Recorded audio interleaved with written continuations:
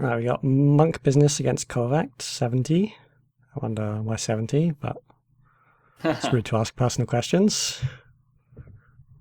Yeah, there are always some interesting stories behind, how people end up with numbers after their name.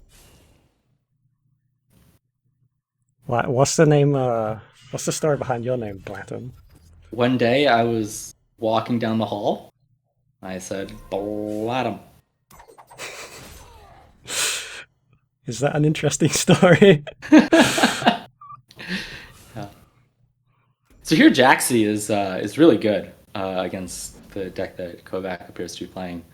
Can't get Tuskboard is really not what you want to see if you're could be playing a Cyclone Mask. Yeah, Cyclone Mask is interesting. It's not super common in Songhai decks that I saw being played. But it's not bad in like some sort of spell high, like super runaway with tracers and mana forges and heavens eclipses. Yeah, absolutely. Definitely a reasonable choice. And Tracer, if you don't play around Tracer, then just one good one can absolutely win the game for spell high. There was some interesting positioning by Kovacd where they let themselves get hit by the Jaxi when they could have just been one space higher. I wonder if that means they have a Tracer in hand and they're trying to bait that positioning. Yeah, since it would have been trivial to move out of melee range of the Jaxi, yeah, there probably is some sort of reason why they wouldn't have minded getting hit by that. I think sometimes if you just deal with the ranged minion when it comes into to melee range of you, it's actually better than if Monk uses a Darkfire Sacrifice on it when it's far away, or even trades it into the boar here. Yeah, well, Kovacd has 6 cards in hand, so trading into the board would just be because they want the range minion, which is totally reasonable. You might actually just want a range minion. Yeah. Here, Archon might end up destroying Kovacd if they don't have an OBS. So. Oh yeah, I mean, if you're playing Songhai, there's one card you don't want to see on your opponent's 4-mana turn with the double ramp. I mean, and that's Archon. Yeah, so here MunkBusiness decides that they would rather have a 1/1 ranged than the Jaxi. Both modes make sense. The first mode is better against Ghost Lightning, but this is better against artifacts. So, and then Rejuve, I'm a little surprised by. Yeah, I was not expecting this deck to be playing Rejuve.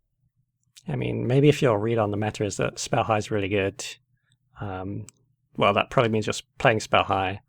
But it also means you might want to include stuff that's really good in the mirror, like Rejuve and Archon.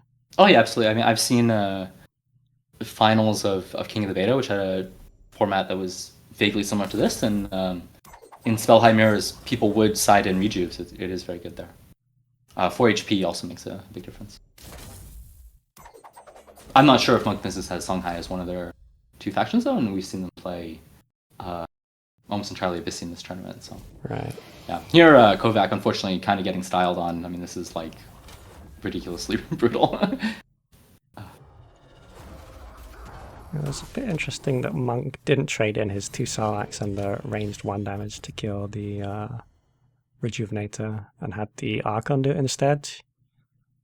I think the way that works out is you just Archon is more damaged and Kovacd's more healthy, but I mean, it's fine.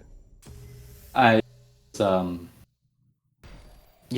why MunkBusiness didn't do it that way. Archon being at 3 health maybe gives Kovacd some breathing room, because at this point I think they're not playing Onyx Bear Seal, and so they have a lot of 3 damage removal.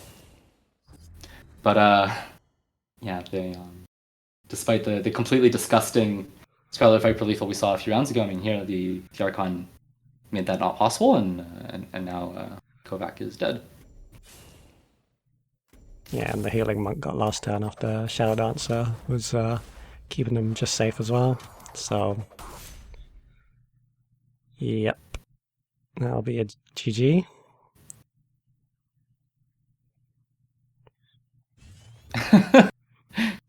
I mean, Kovacd is dead on board, but okay. I guess replace into Revenant and Revenant in their face also works.